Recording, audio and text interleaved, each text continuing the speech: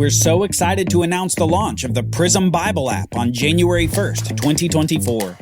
If you're looking for a new Bible learning experience, we'd love for you to download the beta of our new app. It's available for both iOS and Android, and free for a limited time. Check out the Prism Bible app today.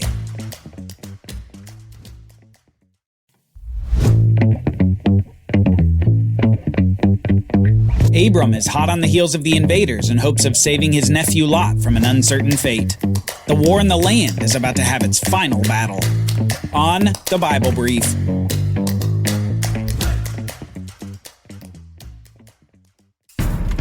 Abram has pursued the 4 invading kings through the land of Canaan.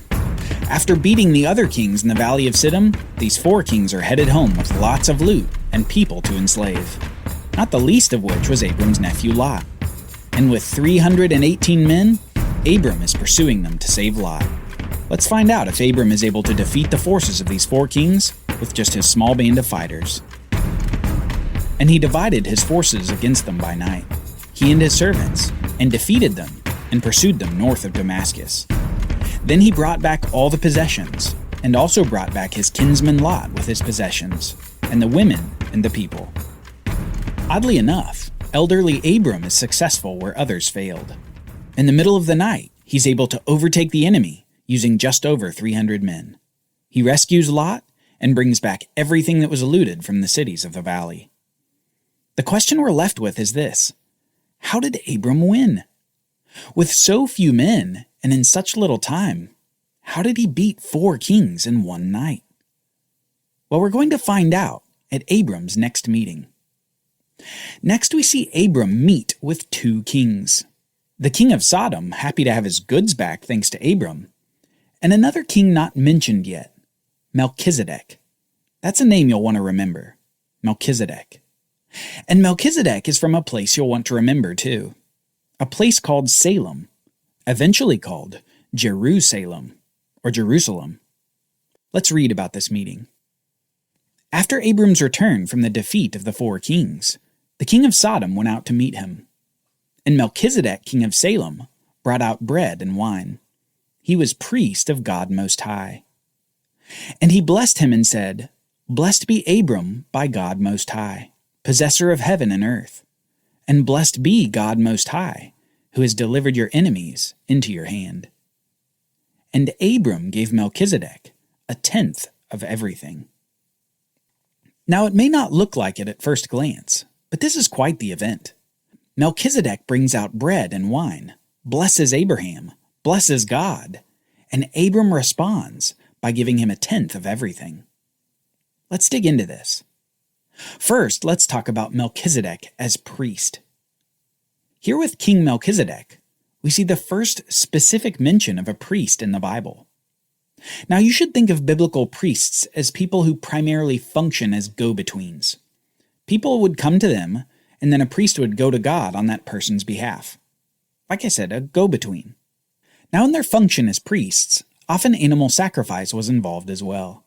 These animal sacrifices would be brought by people among the populace, and then the priest would sacrifice the animals to God on behalf of the people who brought them. People were giving up things that were supremely valuable, and often their means of income, their animals from their flocks. And they were giving up those valuable items to God. The priests, then, would facilitate this form of worship and would often have rules for their own lives that would ensure a measure of piety and purity to be able to function in the priestly capacity. We'll be talking a lot more about priests in the Bible as we move on, but here, with Melchizedek, we see the first explicit mention in the Bible.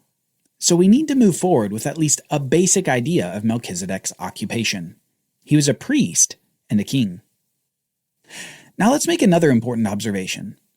We don't know the lineage or the ancestors of Melchizedek.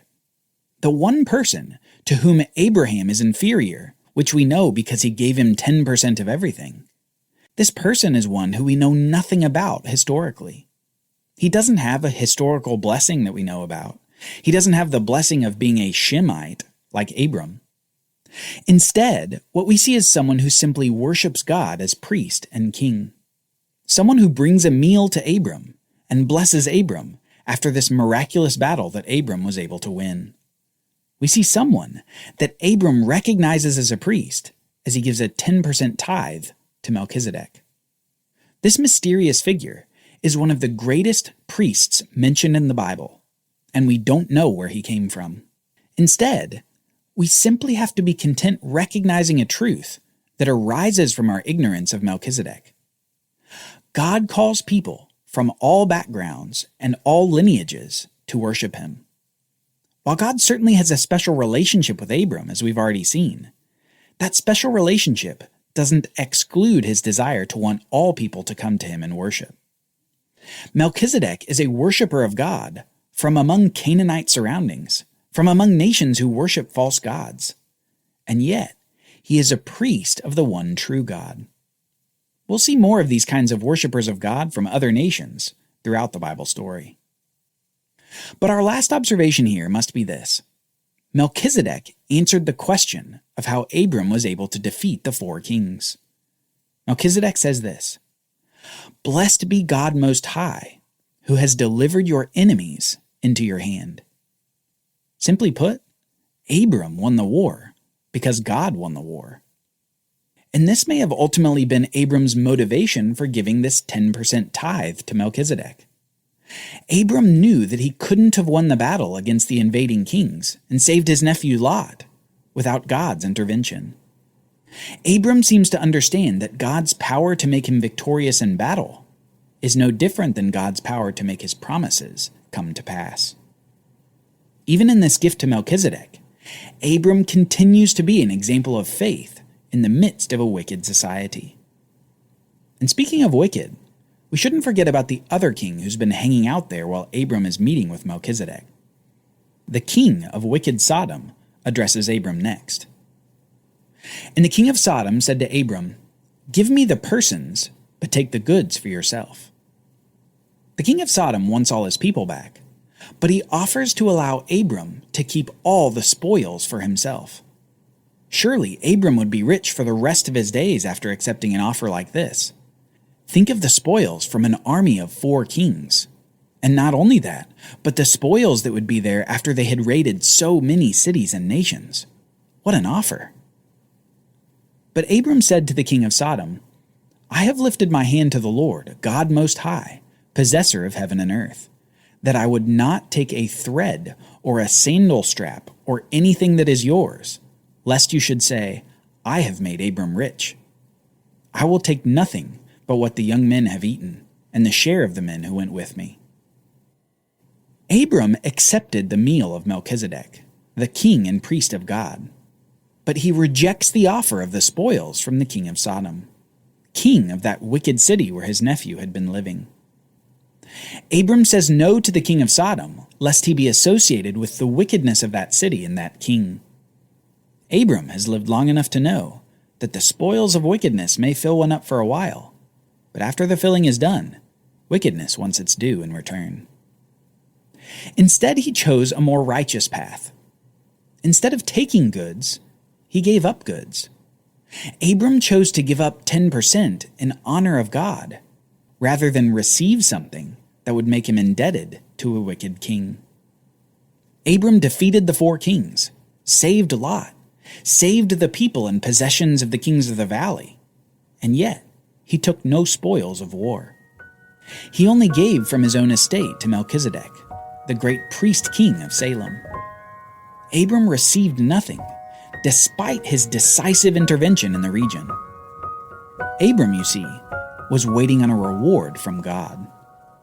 Abram was waiting for the promises to be accomplished, those great promises from God of land, seed, and blessing to the world. That was the reward Abram wanted. But it was the one thing that seemed impossible. After all, Abram was still childless. Join us next time as we see a conversation between Abram and God. A conversation that begins with questions about offspring and escalates to a dreadful darkness as night falls in the land of Canaan.